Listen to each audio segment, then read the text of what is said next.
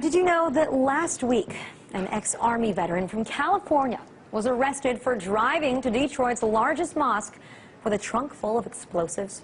Roger Stockham, 63, had driven from California to Michigan and had been drinking in a Detroit bar on Monday when he threatened to do harm to a Detroit area mosque.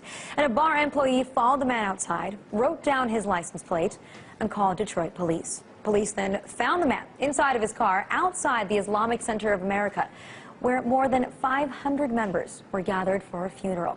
And in his car, he had a load of M80s and other explosives in the trunk. Now, whatever damage he was planning was averted, thanks to authorities. But the mainstream media has completely ignored this story. Now, just imagine if the same thing had happened, but the perpetrator was a Muslim man. His mugshot would be on every TV screen, every hour. So what does that tell you about our media culture?